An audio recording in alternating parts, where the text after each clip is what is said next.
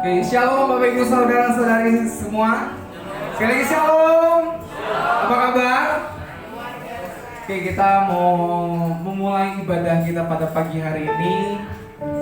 Kita mau satukan hati kita membawa setiap syukur kita di hadapan Tuhan, kita menaikkan setiap penyembahan kita di hadapan. Kita bersatu hati, kita berdoa. Bapak yang baik, terima kasih Tuhan untuk setiap anugerah Tuhan yang nyata dalam setiap kehidupan kami, untuk setiap penyertaan Tuhan yang tidak pernah hilang dari setiap kehidupan kami. Bapak, kami bersyukur memiliki Allah yang baik seperti-Mu Tuhan. Dan pada pagi hari ini Tuhan, kami menaikkan setiap ungkapan syukur kami Tuhan di hadapan, membawa setiap penyembahan kami di hadapan-Mu Tuhan. Kami mau serahkan Tuhan ibadah ini dari awal pertengahan hingga akhirnya. Nama Tuhan yang dipuji, nama Tuhan yang ditinggikan. Saya Tuhan pimpin ibadah ini dari awal hingga akhirnya, biar Roh Kudus Tuhan terus yang beracara Tuhan. Setiap roh-roh yang mau berasal daripada Tuhan kami usir, kami tenggelamkan dalam nama Yesus. Biar hanya kemuliaan bagi nama-Mu Tuhan. Terima kasih Tuhan, terima kasih Tuhan. Mari kita angkat setiap penyembahan kita di hadapan Tuhan. Katakan terima kasih Bapa.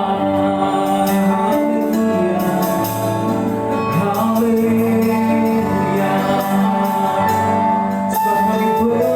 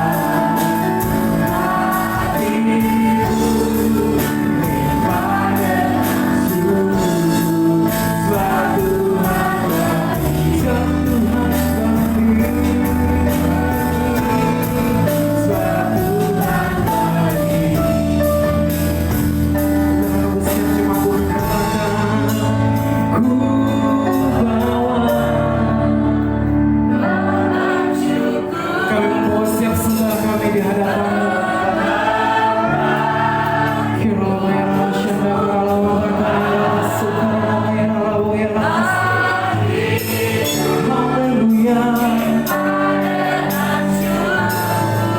Sebab Tuhan baik. Oh, sebab Tuhan baik. Sebab Tuhan baik. Sebab Tuhan baik. Sebab Tuhan baik. Mari kita kasih sembah kita di hadapan Tuhan. Haleluya. Kau baik Tuhan. Haleluya. Haleluya. Terima kasih Tuhan.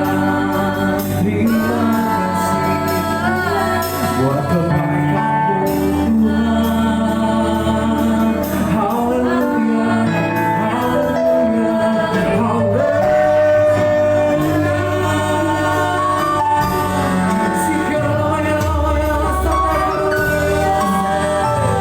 Haleluya. Haleluya. Kini ku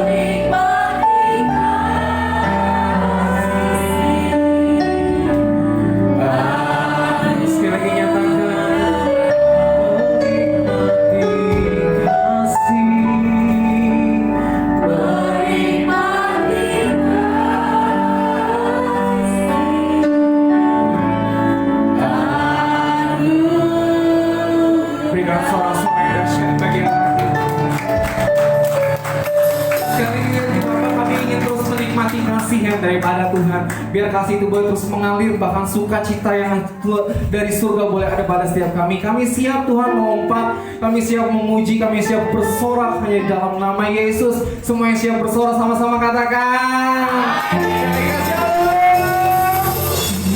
Oke, kita akan mulai ibadah ini karena kita mengatakan hatiku percaya Tuhanlah kekuatan dan mazmur kita. Haleluya.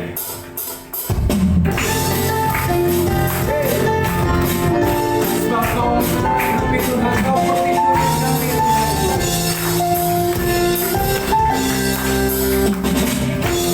Tuhan berkekuatan dan mazmur yang membantu. Sebab hanya padamu Tuhan, hanya padamu hati percaya kau mengenal.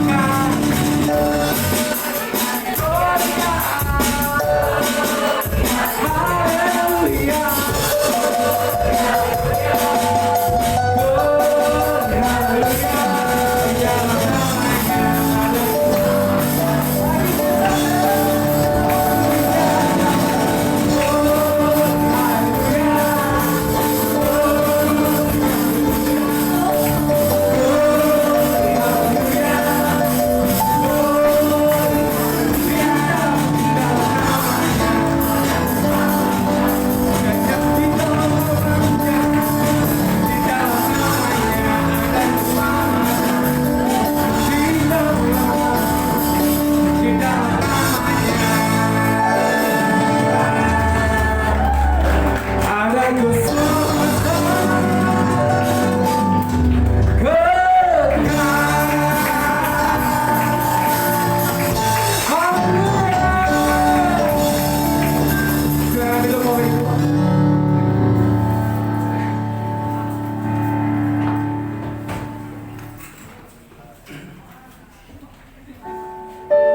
Haleluya. Kita mau siapkan hati kita mau mendengarkan setiap firman Tuhan.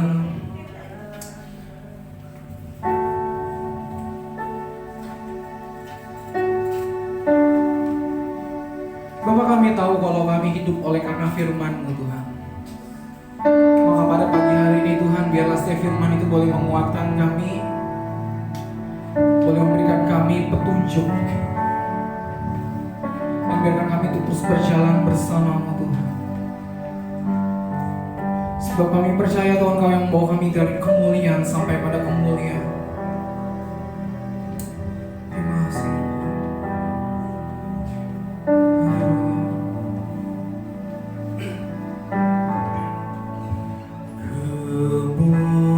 Kemuliaan bagi Tuhan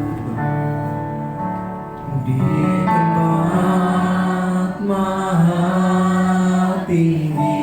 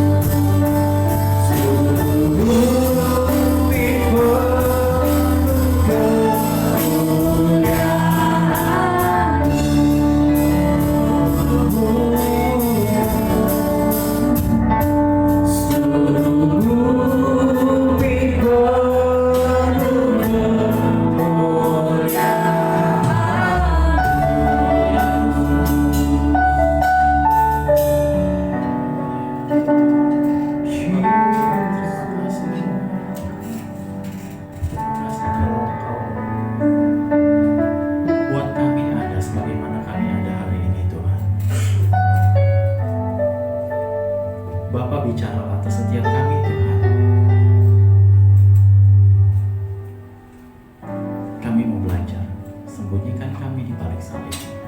Biar hikmat-Mu boleh turun atas setiap kami. Tutup bungkus kami dengan kuasa-Mu, dengan kasih-Mu ya Bapa.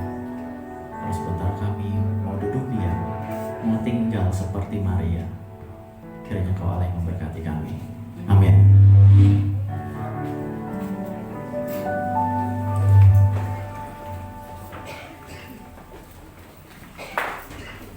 Tes.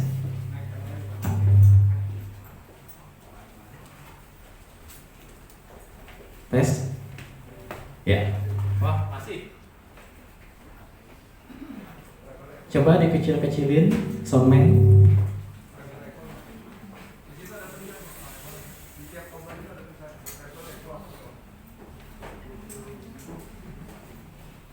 Izin saya pindahin mimbarnya ya.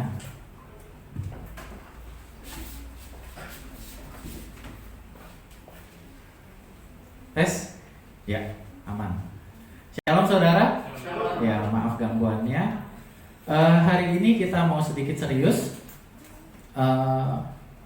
Untuk bawa tema hari ini saya sudah izin dengan gembala karena memang ini topik yang cukup serius. Jadi dimohon untuk handphonenya disimpan, kecuali dipergunakan dalam rangka pembacaan atau penggalian firman.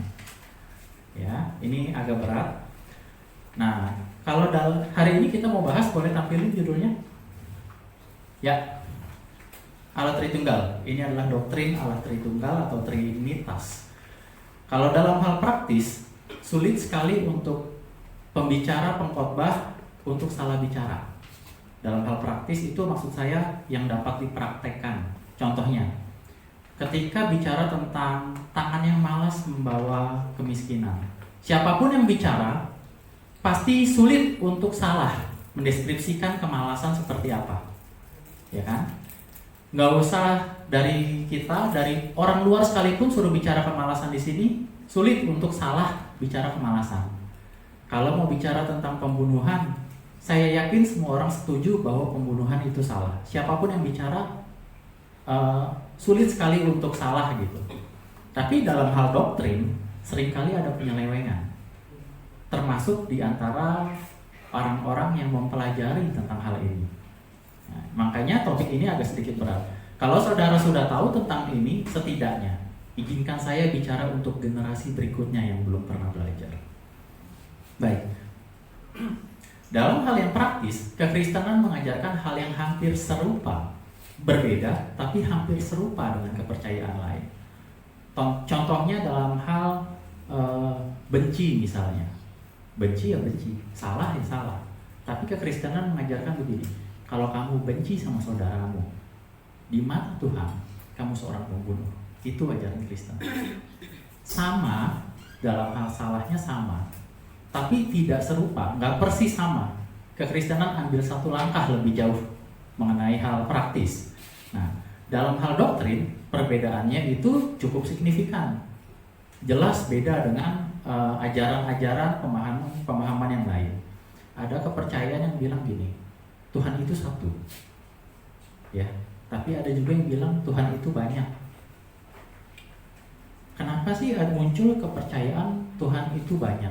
Saya coba gali dan ternyata ada pandangan begini, dunia itu begitu luas, begitu besar, ada begitu banyak orang yang hidup di bumi ini, baru di bumi ini. Kalau Tuhan itu cuma satu, semua orang di bumi berdoa, bagaimana Tuhan sanggup menjawab semua doa mereka? Pandangannya begitu. Lalu akhirnya muncullah pandangan bahwa Tuhan itu banyak, supaya pekerjaannya nggak terlalu banyak, jadi semua doa bisa didengar dan dijawab. Kemudian di masa-masa yang sebelumnya, kita mau lewat ke hutan yang angker, kita berdoa supaya siapapun Tuhan atas hutan ini nggak membawa celaka. Kita ngelihat langit lebih luas, lebih besar dari manusia, kita berdoa sama langit supaya rezeki turun.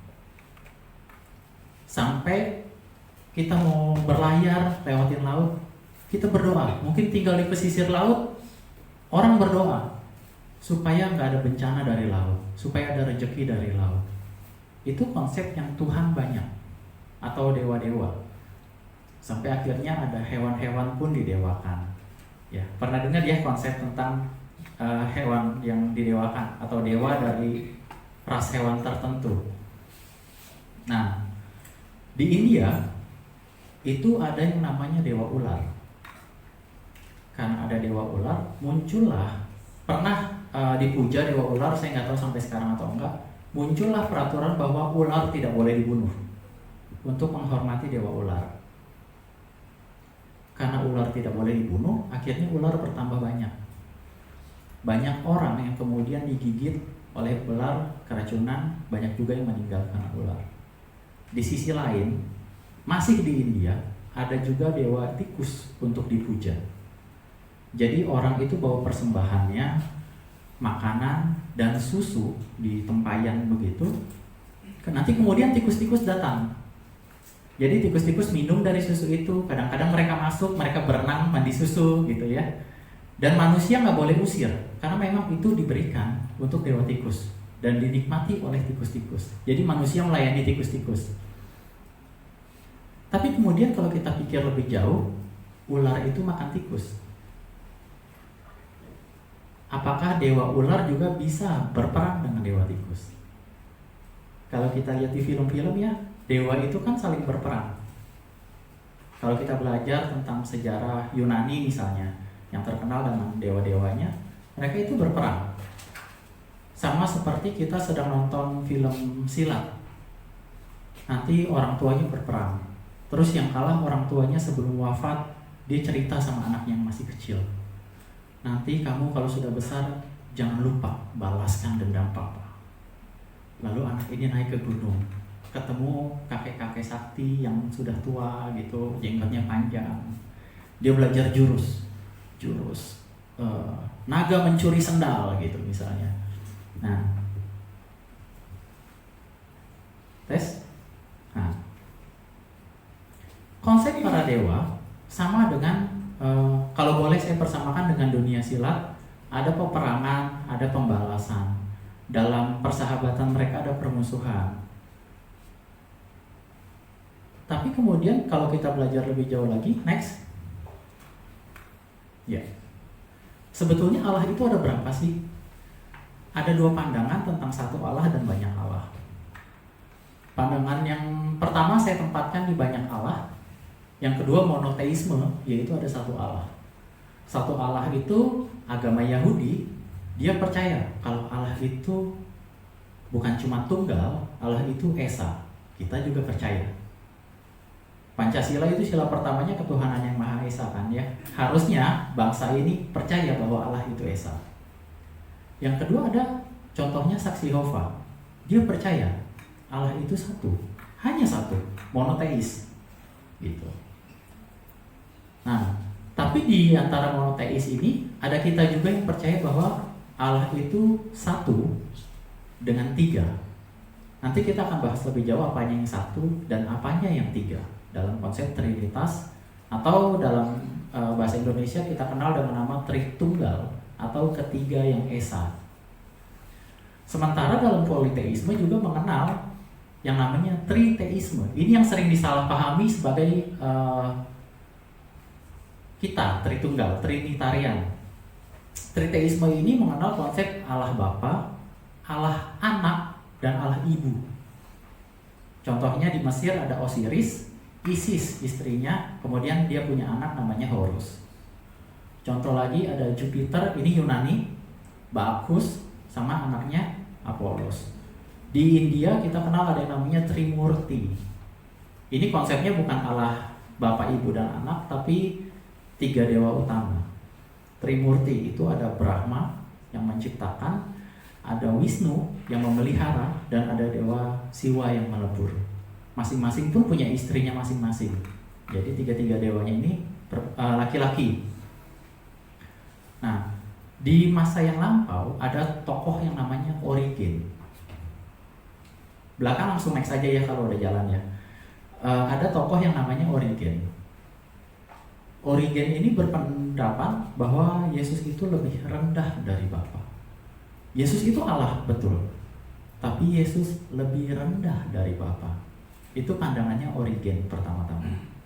Tapi kemudian muncul Bapak Gereja Tertullianus yang melawan pandangan ini. Dia sebut bahwa pandangan ini salah. Tertullianus memberikan pandangan tentang Trinitas dalam bahasa Latin. Dia bilang sebagai ini: tres persona una substantia. Apa itu? Tres, tiga, pribadi, persona, uno, satu, substansia, satu substansi. Jadi ada tiga pribadi dengan satu substansi atau satu hakikat. Tapi pandangan ini kata-katanya belum selesai. Lanjutannya dia bilang ini: discreti non separati. Mereka berbeda tapi non separat, tidak terpisahkan. Ada pandangan Tritunggal dari Bapak Gereja Tertullianus. Dia bilang begini, saya ulang: tiga pribadi, satu hakikat. Mereka berbeda tapi mereka tidak terpisahkan. Ini sulit diterima oleh agama Semitik, keturunan Sem. Salah satunya ya dari timur lah, itu keturunan Sem kepercayaannya. Karena logikanya itu nggak masuk. Kalau saya bicara tentang mereka berbeda tapi tidak dapat dipisahkan, itu sama seperti ketika Yesus berdoa, Bapa, kalau boleh cawan ini berlalu, tapi kehendak-Mu yang jadi. Maksudnya gini, mereka tiga pribadi yang berbeda, mereka punya tiga kehendak yang berbeda, tapi mereka tidak pernah berbeda kehendak. Bingung ya? Mereka tiga pribadi yang berbeda, tapi satu hakikatnya. Mereka punya tiga kehendak yang berbeda, gundulnya tiga-tiganya beda, tapi tidak pernah punya perbedaan kehendak. Tapi kehendaknya beda-beda, tapi tidak pernah punya perbedaan kehendak. Ya, saya lihat mukanya udah kayak pepaya. Kita lanjut. Doktrin Trinitas ini adalah warisan dari Gereja Latin. Makanya tulisan aslinya ditulis oleh Tertullianus itu dalam bahasa Latin juga. Pandangan Origen ini terus diturunkan oleh yang namanya Arius. Kalau kita pernah dengar ada namanya Arianisme. Saksi Yehova salah satu di dalamnya. Dia memandang bahwa Yesus itu ciptaan. Kalau Origen memandang Yesus lebih rendah dari Allah, Arius memandang Yesus adalah ciptaan, suatu Allah, sejenis Allah, tapi bukan Allah, dia ciptaan. Gitu. Nah, terus karena adanya perbedaan ini, mereka bertarung, berbeda pendapat, muncullah Konsili Nisea tahun 325. Di Konsili Nisea ini, Arius bertentangan dengan Athanasius. Kalau kita baca sejarahnya, Athanasius itu sempat dikucilkan 52 kali. Sementara Arius ini mendapatkan dukungan pemerintah karena lebih masuk akal. Tapi dari sini juga kita belajar bahwa yang banyak belum tentu benar, yang didukung pemerintah belum tentu benar. Tapi ingat, Alkitab tetap tulis gini: hormati pemerintah. Siapapun yang Tuhan pilih untuk memerintah sebagai penguasa, kita wajib hormat. Sekalipun kadang-kadang keputusannya salah, itu wajar. Nah, setelahnya muncul lagi konsep Trinitas yang lain. Disebutkan dalam Al-Quran ada ayah bapa, ayah ibu, dan Allah anak. Sama seperti Mesir, tapi ditulis dianggap dalam masa itu adalah Bapa, Maria, dan Yesus sebagai Holy Trinity, sebagai tiga yang tunggal. Tapi sebetulnya ini kan kalau kita pahami, ini bukan Trinitas. Karena anggaplah Bapa dan Yesus satu, tapi Maria bukan Allah. Maria bukan satu di antara yang ketiga Esa ini. Jadi ini adalah pandangan politeisme yang kemudian dihajar habis oleh kenabian Muhammad pada saat itu. Nah, maju lagi lebih jauh, ada Santo Agustinus yang memformulakan juga Trinitas. Kenapa kita harus belajar dari ini pembukaan? Kenapa saya harus buka dari Timur Tengah, dari Israel, dari Vatikan? Kenapa? Karena dari Kristen kita, Kristen ini lebih mengacu kepada pandangan Barat. Sementara untuk mempelajari doktrin, kita harus masuk ke akarnya, ke pandangan yang lebih tua.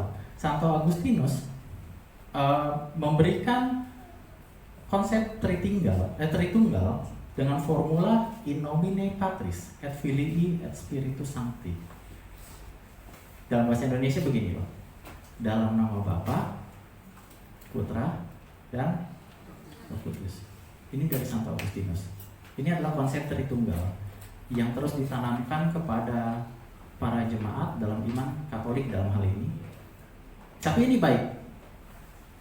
Kita kalau mau pakai juga boleh. Berdoa selesai dalam nama Bapa, Putra, dan Roh Kudus. Ini melambangkan ketritunggalan. Mereka adalah 3 pribadi dengan hakikat yang sama. Ini formula Trinitas dari Santo Agustinus. Tapi jauh sebelum masa Santo Agustinus, sebelum masanya Athanasius, sebelum masanya Tertullianus, sudah ada murid Rasul Yohanes yang namanya Polikarpus. Kalau kita belajar gali lebih jauh, Polikarpus murid langsungnya Rasul Yohanes, murid langsungnya Yesus. Dalam catatan Sinaksarion itu catatan kematian para pahlawan iman. Polikarpus bicara begini. Untuk inilah, wahai Bapa Surgawi, imam besar yang tunggal, yaitu putramu Yesus Kristus, bersama Roh Kudus. Udah 3 ya disebut ya. Saya ulang. Untuk inilah, wahai Bapa Surgawi, imam besar yang tunggal, yaitu putramu Yesus Kristus, bersama Roh Kudus, segala kemuliaan dari sekarang sampai selama-lamanya. Kapan Polikarpus bilang ini? Di saat terakhir dia, ketika dia dibakar karena membela imannya. Jadi dalam catatan kematiannya, Polikarpus sudah mengajarkan konsep Tritunggal, tapi kata Tritunggalnya baru ada saat era Tertullianus. Kalau ditanya, berarti para rasul apakah percaya Tritunggal? Saya yakin iya, cuma konsepnya belum ada. Timeline, ada beda masa. Nah, masalah yang timbul dari konsep Trinitas ini adalah kalau Bapa yang disebut Allah, semua orang terima. Kalau Allah itu kita panggil Bapa, ya udahlah, oke, gak ada masalah. Kalau dibilang Allah itu memimpin kita sebagai Roh Kudus di dalam kita, orang masih, oh iya, Tuhan memimpin kita, betul. Tapi kalau kita bilang Allah itu punya pribadi yang namanya Yesus, yang disebut anak Allah. Nah, seringkali Trinitas ini kan kita ditentang karena ada Yesusnya di dalam. Karena ada anak Allah. Bukan Allah anak, tapi anak Allah. Orang Yahudi menolak Yesus terang-terangan karena Yesus disebut anak Allah. Artinya dia mengakui bahwa atau dia menyetarakan dirinya dengan Allah. Kejadian 1 ayat 23 bilang begini, Aku akan memberkati orang-orang yang memberkati engkau dan mengutuk orang-orang yang mengutuk engkau. Dan olehmu semua kaum di muka bumi akan mendapat berkat. Saya ada bold akan mendapat berkat. Pertanyaannya, berkat yang seperti apa? Oleh Abraham, oleh keturunan Abraham, semua kaum di muka bumi akan mendapat berkat. Kalau kita bicara berkat, kita masuk ke gereja-gereja karismatik zaman now, bilang berkat itu kalau mobil nambah 1 itu berkat. Apa itu berkat Abraham? Pertanyaannya kan bukan apa itu berkat, tapi siapa itu berkat. Nah, Yohanes 8 ayat 56 sampai 58. Jangan maju dulu ya. Abraham bapamu bersukacita bahwa ia akan melihat hariku, dan ia telah melihatnya dan ia bersukacita. Kita stop dulu di sini. Abraham bapamu bersukacita bahwa ia akan melihat hariku. Apa itu hariku? Hariku itu hari di mana semua orang mendapatkan berkat. Waktu di kejadian tadi dibilang berkat, ini yang dimaksud berkat. Hari di mana Kristus hadir, itu berkat yang dimaksud. Berkat itu bukan kekayaan. Berkat dalam iman Kristen adalah keselamatan. Lanjut ayat 57. Maka kata orang Yahudi itu kepadanya, umurmu belum sampai 50 tahun dan kau telah melihat Abraham. Next. 58, kata Yesus kepada mereka, "Aku berkata kepadamu sesungguhnya sebelum Abraham jadi, aku telah ada." Nah, stop di sini. Di sini kalau kita pelajari Alkitab, kita baca di Alkitab, semua nabi selalu berkata amin di bagian belakang. Tapi di ayat ini meskipun nggak kelihatan, Yesus berkata amin. Hanya Yesus yang berkata amin di bagian depan. Nextnya apa ya? Coba lihat. Boleh. Nggak kelihatan mungkin ya? Kelihatan nggak sih? Kelihatan ya? Ini Yohanes 8 ayat 58. Yesus berkata kepada mereka, "Amin, amin, lego, haimin, prin, Abram, genestai, ego, eimi." Amin, amin, lego, haimin, prin, Abraham, genestai, ego, eimi. Yang biru ya. Cuma Yesus satu-satunya nabi yang bilang amin, amin di bagian depan dan selalu 2 kali. Tanya Pak Bambang, dia ahlinya kalau amin, amin. Nah, dibilang sesungguhnya aku berkata kepadamu 2 kali. Sebelum Abraham jadi, aku ada. Kata aku ada, ego emin, itu mengacu kepada sejak semula. Sebelum Abraham jadi, aku udah ada jauh sebelum Abraham. Itu kata ego emin. Jadi Yesus secara umat orang Yahudi itu tahu bahwa ketika Yesus bilang ego emin, artinya gini, bukan cuma aku ada, bukan cuma sebelum Abraham ada, tapi akulah permulaan. Aku yang ada sejak semula. Artinya apa? Aku itu Tuhan, kata Yesus. Orang Yahudi tahu itu. Makanya waktu kalau kita buka sejarahnya, ketika Yesus berkata ego emin, orang Yahudi itu udah siap ngambil batu. Karena siapapun yang mengakui dirinya adalah Tuhan harus dihukum mati. Yesus ada bilang gini, dosamu telah diampuni. Berkali-kali dalam Alkitab, Yesus mengakui dirinya sebagai Tuhan. Dosamu telah diampuni. Cuma Allah yang sanggup mengampuni dosa. Ketika orang berpandangan bahwa Tuhan adalah terang, Yesus bilang, aku adalah terang. Dia mengakui ketuhanannya di dalam teks-teks Alkitab. Nah, masalahnya ketika anak Allah dianggap sebagai relasi fisik. Ketika kita bicara tentang anak Allah, secara logika kita akan bicara bahwa anak selalu punya relasi secara fisik dengan setidaknya ada yang namanya orang tua. Sama seperti konsep dalam politeisme di mana dewa kawin dengan manusia lalu melahirkan anak setengah dewa misalnya. Tapi masalahnya Tritunggal bukan relasi fisik dan itu sulit diterima. Banyak sekali permasalahan dalam Tritunggal. Contoh kata yang tidak menggunakan relasi fisik itu misalnya nenek moyang. Ya, nenek moyang nggak pernah dibahas ada kakek moyangnya, ada cucunya misalnya. Lalu ada kalau kita naik ke sini ada anak tangga, buka pintu ada anak kunci. Ketemu anak yang nakal, saya pernah dengar orang bilang begini, anak setan. Apa bapaknya setan? Kan enggak, gitu ya. Ada orang yang buat perjanjian dengan setan, seringkali disebut sebagai anak kegelapan, tapi kan gelap tidak melahirkan anak. Jadi konsep-konsep dalam hal anak Allah, dalam hal keilahian Yesus bukanlah relasi yang fisik, meskipun Yesus dilahirkan juga secara fisik. Nah, Yesus disebut anak Allah. Alkitab tulis begini, karena dia firman keluar dari Allah. Kita anak manusia karena kita keluar dari ibu yang manusia. Yesus keluar dari Allah, makanya disebut sebagai anak Allah. Ditulis sebagai firman dari Allah yang ada sebelum segala abad. Kalau saya berbicara saat ini, perkataan saya mewakili saya. Kalau seandainya gini, saya ganti nomor, lalu saya telepon ke Bu Yati. Waktu nomornya kan nggak dikenal, begitu diangkat bilang halo, Bu Yati langsung tahu, oh iya kok misalnya. Itu artinya apa? Perkataan saya, suara saya, Bu Yati kenal. Harusnya ketika Bu Yati kenal suara saya, Bu Yati sudah kenal saya sebelumnya. Untuk memahami Bapa yang tidak pernah dikenal, Yesus firman-Nya turun. Dia memperkenalkan suara Bapa. Makanya kalau kamu mau tahu seperti apa Bapa, kalau kamu mau tahu siapa itu Bapa, ini loh Bapa, kata Yesus.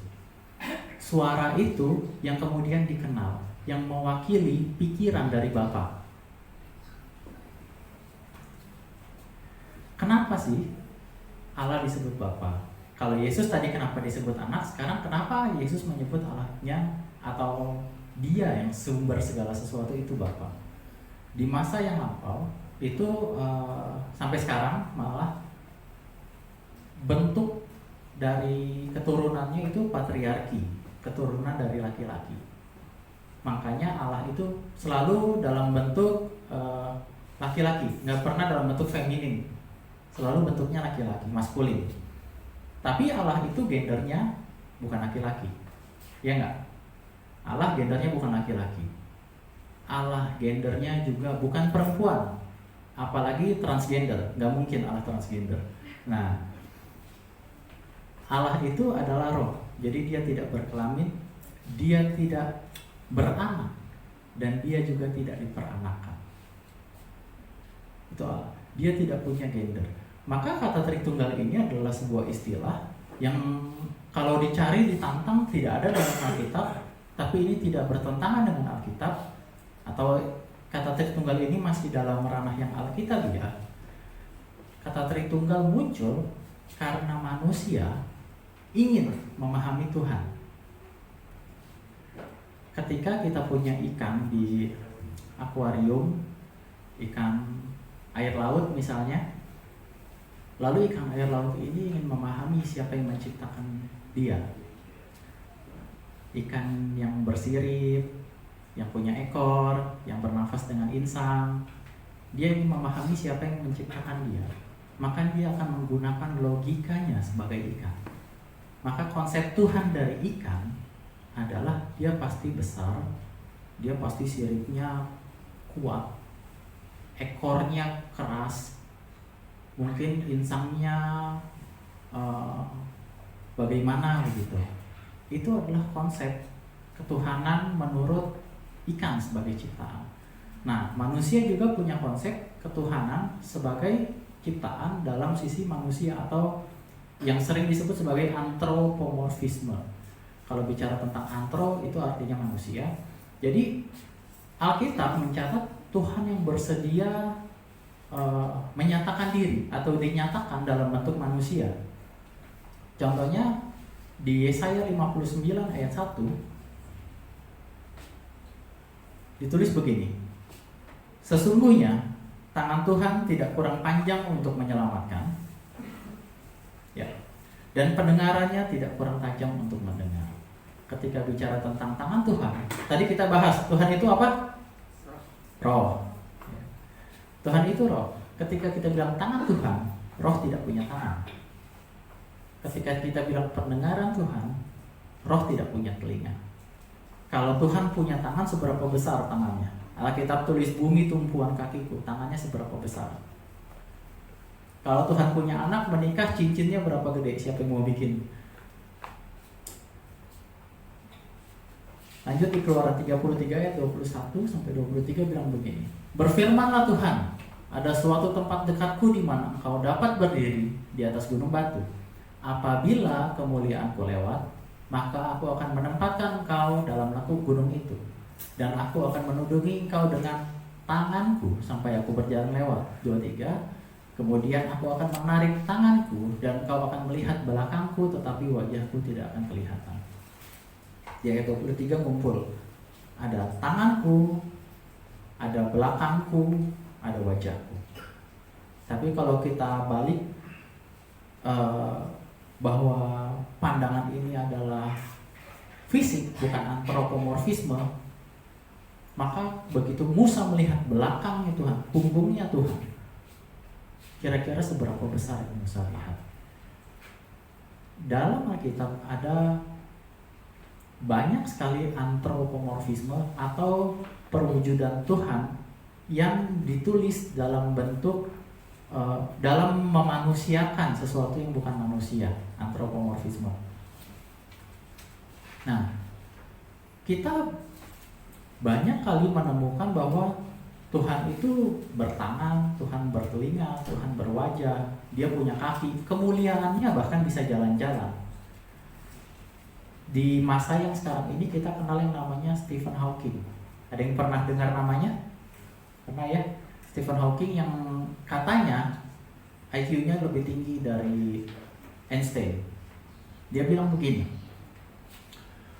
when people ask me if I believe God created the universe, I tell them that the question itself makes no sense. Time didn't exist before the Big Bang, so there is no time for God to make the universe. Jangan next dulu, stop di situ. Kalau kita lihat Stephen Hawking ini wujud dari keajaiban menurut saya.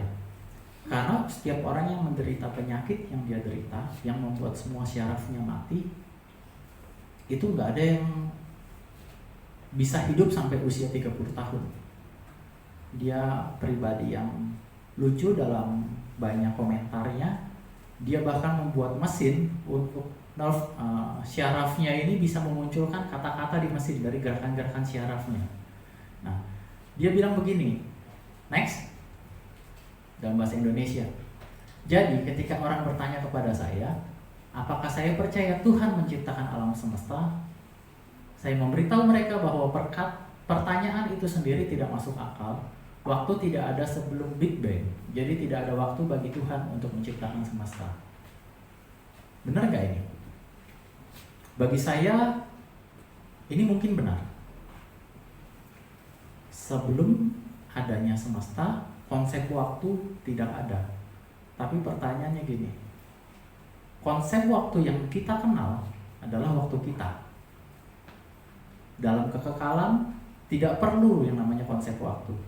Memang Tuhan tidak punya waktu dan Dia tidak perlu waktu untuk menciptakan semesta. Contoh, kalau ini adalah semesta, botol, dan bumi ada di dalamnya satu titik, butiran gelembung bumi. Konsep waktu di sini dengan konsep waktu si pencipta ini punya konsep waktu yang berbeda. Jadi kalau Stephen Hawking bilang begini, Tuhan tidak punya waktu menurut waktu semesta, ya, menurut waktu kekekalan punya masa yang berbeda. Alkitab tulis gini, lebih baik satu hari di pelataranmu ada satu hari dibandingkan dengan 1000 hari. Tapi 1 hari dan 1000 hari bukan konsep waktu yang pasti. Ini cuma supaya kita tahu bahwa ada konsep waktu yang berbeda. Dari penelitian, berapa lama sih yang kita butuhkan untuk memahami ciptaan manusia? Contoh, keyboard. Kamu belajar keyboard berapa lama? Belum 7 tahun. Oke, sampai bisa main. Oke. Tapi untuk Aldi belajar menciptakan keyboard butuh berapa lama? Mungkin dia harus kuliah 4 tahun lagi. Ini ciptaan manusia. Agak kebayang. Komputer. Berapa lama bagi manusia mempelajari komputer yang sebetulnya kita yang ciptakan manusia? Kuliah S1, S2, S3, belajar komputer. Itu untuk mempelajari ciptaan manusia. Tapi waktu kita lanjut lebih jauh, berapa waktu yang kita butuhkan untuk mempelajari ciptaan Tuhan yang lain? Berapa tahun sampai kita tahu pohon ternyata bisa bernafas? Itu kan nggak langsung ketahuan. Berapa waktu yang kita tahu supaya proses perkembangbiakan pohon supaya tumbuh pohon yang lain, ternyata ada banyak. Itu dipelajari dan lama. Kemudian kalau kita naik lebih jauh begini, berapa sulit yang dibutuhkan manusia untuk mempelajari sesamanya. Kuliah kedokteran, S1 dokter umum, S2 spesialis mata misalnya, kuliah lagi S3. Tapi kemudian itu baru matanya, belum psikologinya, belum bagian tubuh yang lain. Artinya begini, sangat sulit untuk paham bahwa ciptaan Tuhan itu seperti ini loh. Sekarang tapi kita mau belajar tentang Allah Tritunggal.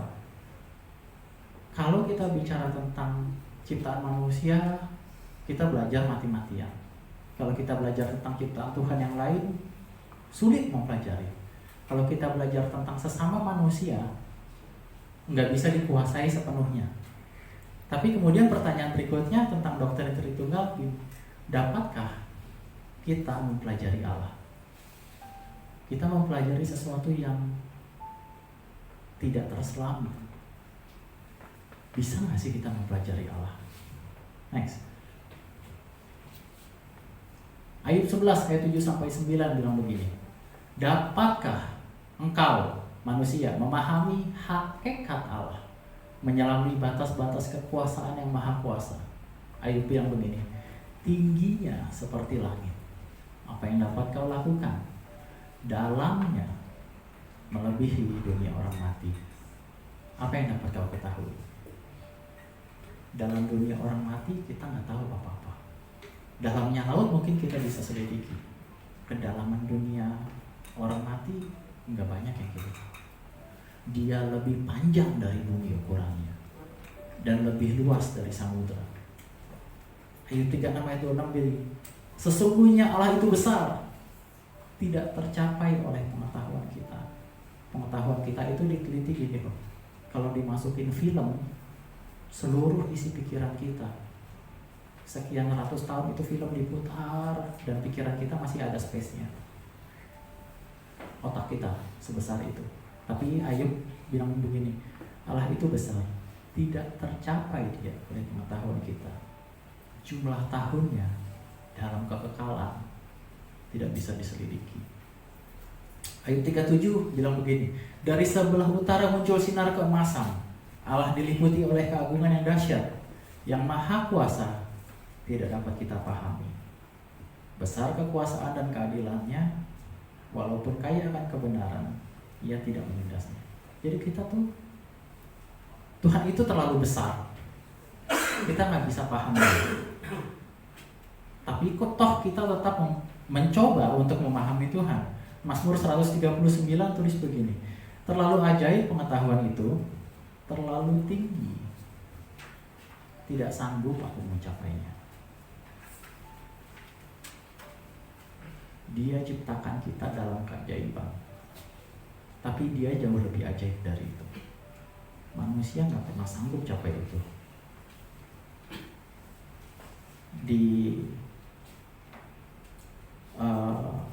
Ada sebuah catatan dari perdebatan dua orang tokoh agama, namanya Antonius Widuri. Kalau mau cari boleh. Mereka berdebat selama 7 hari, 1 minggu. Nggak non-stop, tapi ada jam debatnya, ada tema debatnya gitu. Dalam perdebatan ini taruhannya adalah agama. Jadi yang kalah harus pindah agama. Antonius Widuri ini seorang teolog, dia berdebat dengan seorang kiai haji yang kebetulan ahli kristologi. Jadi Trinitas itu tidak bisa dipisahkan dengan kristologi. Dalam salah satu perdebatannya, Antonius Widuri mengumpamakan Tuhan itu seperti rokok. Jadi Antonius Widuri bilang gini, Tuhan itu seperti rokok, ada filternya, ada tembakaunya, ada kertasnya yang membungkus. Tapi kemudian serangannya adalah ditanya apakah filter ini rokok? Bukan. Apakah tembakau adalah rokok? Bukan. Apa kertasnya adalah rokok kalau dipisahkan? Bukan. Kalau gitu Allah bukan Tritunggal. Allah kamu bukan satu, Allah kamu ada tiga. Karena tiga-tiganya bukan rokok. Ketika mereka digabung, baru mereka jadi rokok. Ini paham Antonius Widuri yang dipatahkan.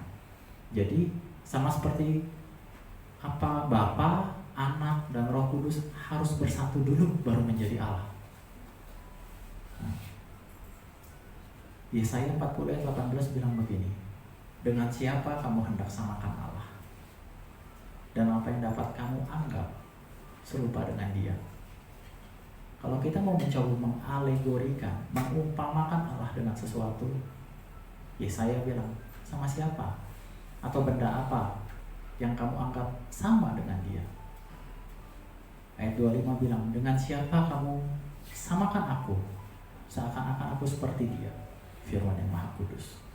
Jadi kalau sebelumnya Yesaya yang bilang, tapi kemudian Allah yang bilang, kamu mau samain aku sama siapa? Lebih jauh masih di kitab Yesaya, kepada siapakah kamu hendak menyamakan aku? Hendak membandingkan aku dan mengumpamakan aku sehingga kami sama. Ayat 9 tulis, ingatlah hal-hal yang dahulu sejak purbakala, bahwasanya akulah Allah dan tidak ada yang lain. Akulah Allah dan tidak ada yang seperti aku. Stop di sini. Bahwasanya akulah Allah, tidak ada yang lain, tidak ada yang seperti aku. Jadi dengan siapa kita mau menyamakan Tuhan? Alkitab memang menceritakan Allah yang bersedia dikenal dalam logika manusia. Itu sebabnya kita bisa mengerti. Tapi ada hal-hal yang kita nggak bisa mengerti, dan biarkan saja demikian. Karena kita cuma bisa memahami Allah dari apa yang Dia bersedia nyatakan. Calvin bilang gini, mengerti Tuhan itu sama seperti memandang bulan. Kita bisa melihat dari sisi sini, dari sisi sananya kita nggak bisa lihat. Jadi biarkan Tuhan yang masih di sisi tersembunyi tetap menjadi misteri. Biarkan Dia tetap menjadi Tuhan. Karena kita sekalipun Dia ungkapkan, mungkin kita nggak bisa terima sisi itu. Kita nggak sanggup untuk paham dari sisi itu. Next. Ini adalah agak buram ya, gambar yang mungkin beberapa dari kita sering lihat. Ini gambar dari seorang seniman yang menggambarkan bahwa sosok Tritunggal itu seperti ini loh, kurang lebih. Tapi tepat nggak gambar ini kira-kira? Nggak ya? Karena di sini ada Bapa yang kelihatan lebih tua, ada Yesus dan Roh Kudus dalam bentuk burung merpati. Ini ada 3 pribadi dan mereka berbeda. Mereka 3 pribadi. Berikutnya, ini adalah doktrin dari Tertullianus. Bapa bukan Putra, Bapa bukan Roh Kudus, Putra bukan Roh Kudus, tapi mereka adalah Tuhan. Tapi kemudian doktrin ini ternyata, gambar ini ternyata nggak tepat juga. Kenapa? Karena Putra dan Roh Kudus keluar dari Bapa. Ini di luar Bapa. Yang saya mau bilang gini, kita bisa mengumpamakan Tuhan dengan apapun, tapi ketika perumpamaan itu mau diambil, pasti ada sisi yang tidak bisa menggambarkan Tuhan dengan itu. Alkitab sendiri catat dengan siapa kita mau umpamakan Dia. Waktu saya belajar di SOM atau KOM, kehidupan orientasi melayani untuk para pelayan, pengajarnya bilang begini, Tuhan itu seperti telur. Lagi-lagi alegori. Ada cangkangnya, ada putihnya, ada kuningnya. Tapi dengan cara yang sama seperti Antonius Widuri, cangkang telur itu bukan telur, putih telur bukan telur, kuning telur pun bukan telur. Sekali lagi, Tuhan kepada siapa kita bisa alegorikan? Next. Saya ada contohkan di sini. Kalau kita umpamakan Allah, kita mengalegorikan Tuhan itu seperti pohon, Ada akar, ada daun, ada buah. Kita belajar sama-sama ya. Apakah akar itu pohon? Apakah akar itu pohon? Boleh disebut pohon secara utuh? Tidak. Tanaman tertentu iya. Tanaman tertentu iya. Secara umum tidak. Apakah hanya daun disebut pohon? Tidak. Apakah buah disebut pohon? Tidak tentunya. Orang pun begitu. Ada tubuh, ada jiwa, ada roh. Kalau kita mau alegorikan, jelas tubuh saja bukan orang. Kalau hanya jiwanya saja bukan orang. Kalau cuma rohnya saja sama, bukan orang. Jadi yang mau ditekankan adalah kalau kita mau mengalegorikan Tuhan, nggak ada contoh yang tepat.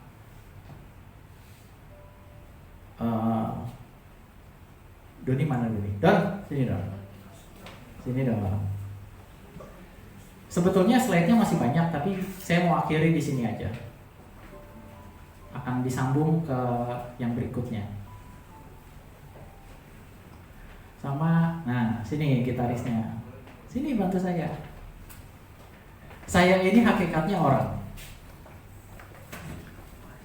Tapi sebagai pribadi saya yang orang. Sini sebelah kanan. Sini dong. Namanya siapa? Doni. Yang ini? Michael. Doni sama Michael. Bantu saya. Apakah Yanwar sama dengan Michael? Tidak. Apakah Yanwar sama dengan Doni? Tidak ya. Apakah Doni sama dengan Michael? Tidak. Tapi hakikat kita adalah orang ya, manusia. Sekarang saya tanya, ada berapa orang di sini? Loh, kok satu? 3 apa 1? Bapa bukan putra, Bapa bukan Roh Kudus, Putra bukan Roh Kudus, tapi mereka satu hakikat Allah. Hakikat kita nih manusia, orang. Saya bukan dia, saya bukan dia, mereka pun tidak sama. Sekarang saya tanya, ada berapa orang di sini? 3. Orangnya 3 sebagai pribadi, tapi hakikatnya manusia. Tapi ini pun masih tidak bisa mengalegorikan ketertunggalan Tuhan. Terima kasih, boleh kembali di sini aja. Saya undang untuk worship leader dan singkat. Jadi kita bisa berupaya supaya orang bisa mengerti. Tapi pemahaman dasar dari Trinitas kita nggak bisa alegorikan dengan apapun. Kita biasanya bilang dengan apa kamu anggap Tuhan itu sama. Dia nggak bisa disamakan dengan apapun. Jadi sesi hari ini selesai di sini. Ini adalah pendahuluan dari Allah Tritunggal, belum isinya. Kita bersatu dalam doa. Bapak, terima kasih Tuhan, kalau hari ini kami boleh belajar, kalau kami boleh sedikit memahami tentang Trinitas. Biar kiranya Tuhan Kau Allah yang memberikan kami pengertian lebih dalam lagi, supaya kami boleh bertanggung jawab atas iman kami. Terpujilah nama-Mu ya Tuhan. Amin.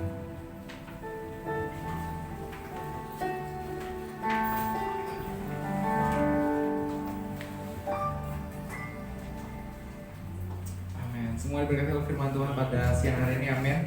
Kita akan melanjutkan ibadah kita. Kita mempersiapkan persembahan kita. Sebelumnya terima kasih untuk Wayanwar telah memberitakan firman Tuhan pada siang hari ini. Tuhan berkati dalam pekerjaan, pelayanan, keluarga, dan apapun yang dikerjakan boleh menjadi berhasil. Kita mengatakan Allah itu baik.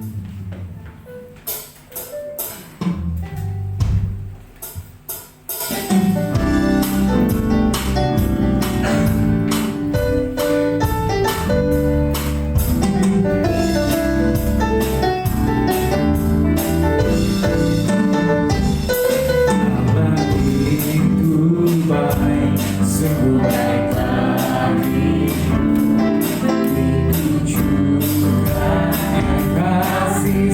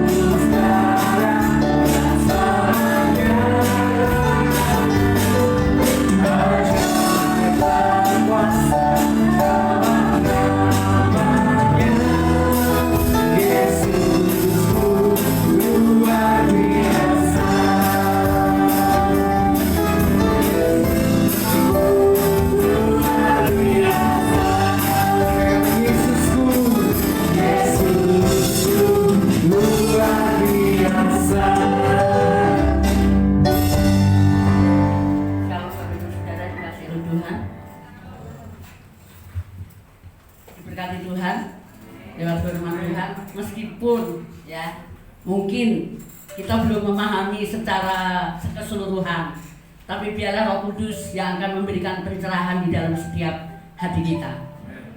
Ya, terima kasih Koko Yanmar yang sudah menyampaikan firman Tuhan mengenai Allah Tritunggal. Ya. Mungkin ada jemaat yang baru pertama kali datang, boleh angkat tangan. Kalau tidak ada, terima kasih untuk jemaat yang setia kepada Tuhan. Pada hari Minggu yang akan datang akan ada perjamuan kudus. Persiapkan hati kita untuk kita sama-sama ikut ambil bagian dalam sakramen perjamuan kudus. Mohon maaf kalau setiap hari Minggu diberikan amplop putih itu untuk persembahan Natal. Ibadah Natal kita nanti akan diadakan pada tanggal 19 Desember.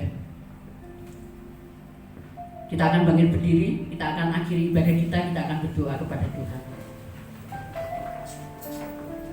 Bapak, kami bersyukur buat siang hari ini Tuhan, Engkau sudah memimpin ibadah kami dari awal, pertengahan sampai pada akhirnya.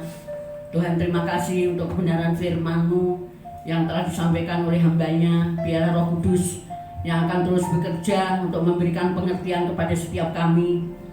Engkau meteraikan firman Tuhan ini di dalam roh hati pikiran kami Tuhan, supaya firman-Mu tidak kembali dengan sia-sia, tetapi firman Tuhan ini boleh kami mengerti, untuk kami boleh mengenal Tuhan lebih dalam lagi di dalam pengiringan kami kepada Tuhan. Terima kasih Bapak yang baik, terima kasih Tuhan Yesus. Kami juga bersyukur untuk anak-anak kami yang sudah melayani hari ini Tuhan. Engkau memberkati mereka baik dalam pekerjaan, dalam pelayanan, dalam studi mereka Tuhan berkati. Kami juga terus berdoa Tuhan, menyerahkan untuk gembala kami Pak Hendy yang saat ini sedang pelayanan di JBD. Tuhan, Kau memberkati gembala kami dalam pelayanannya. Tuhan, pakai lebih dahsyat lagi di tengah-tengah pelayanannya, dan lewat pelayanan gembala kami di JBD, nama Tuhan dipermuliakan. Saat ini Tuhan, kami terus berdoa, menyerahkan untuk seluruh jemaat Tuhan yang hadir pada siang hari ini Tuhan. Kami serahkan dalam tangan kuasa-Mu. Engkau memberkati setiap keluarga demi keluarga, rumah tangga demi rumah tangga, pribadi lepas pribadi, apapun yang menjadi pergumulan mereka Tuhan. Tuhan Yesus lebih mengetahui daripada kami. Biarlah Roh-Mu terus bekerja untuk menyatakan pertolongan-Mu di tengah-tengah pergumulan setiap anak-anak-Mu Tuhan. Engkau yang akan menyatakan perkara-perkara ajaib, perkara-perkara dahsyat di tengah-tengah pergumulan mereka. Berikan kekuatan, berikan kesehatan untuk jemaat-jemaat yang sudah lanjut usia yang tidak bisa beribadah kepada Tuhan di tempat ini. Tuhan juga memberkati mereka sebagaimana Tuhan memberkati kami di tempat ini Tuhan.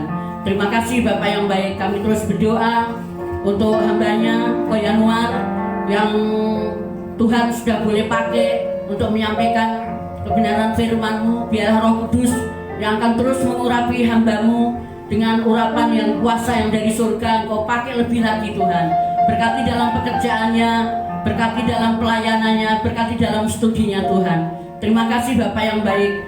Untuk siang hari ini Tuhan, kami terus berdoa, menyerahkan untuk negeri dan bangsa ini ke dalam tangan kuasa-Mu. Tuhan, Kau memberkati bangsa Indonesia. Mohon penyertaan perlindungan-Mu Tuhan untuk bangsa ini Tuhan. Karena firman-Mu katakan, jikalau bukan Tuhan yang mengawal kota, sia-sialah pengawal berjaga-jaga. Kami percaya Tuhan, Engkau menjaga melindungi bangsa Indonesia dari Sabang sampai Merauke, dari serangan-serangan musuh, baik dari luar maupun dari dalam sendiri Tuhan. Aku berdoa untuk Bapak Presiden, Wakil Presiden, bahkan seluruh para menteri, Kabinet Indonesia Maju, para pejabat tinggi negara baik di tingkat pusat sampai ke tingkat daerah. Berikan mereka roh takut akan Tuhan, dan di dalam mereka menjalankan tugas untuk mereka tidak mementingkan kepentingan pribadi kelompok maupun satu golongan, tetapi mengedepankan kepentingan masyarakat banyak yang ada di bangsa dan negeri ini Tuhan. Terima kasih Bapak yang baik. Kami serahkan Indonesia ke dalam tangan kuasa-Mu. Biar Engkau yang terang kemuliaan Tuhan terus Tuhan pancarkan untuk bangsa ini Tuhan. Nyatakan kemuliaan-Mu, curahkan hujan pertobatan buat setiap jiwa-jiwa di bangsa ini Tuhan. Terima kasih Bapak yang baik. Terima kasih Tuhan Yesus. Terima kasih ya Roh Kudus. Terpujilah nama-Mu. kekal untuk selama-lamanya. Kalau sebentar kami mau pulang, kami akan menerima berkat. Angkat tanganmu dan arahkan hatimu kepada Tuhan. Tuhan akan memberkati dan melindungi engkau. Tuhan menyinari engkau dengan wajahnya dan memberi engkau kasih karunia. Tuhan menghadapkan wajahnya kepadamu dan memberi engkau damai sejahtera. Pulanglah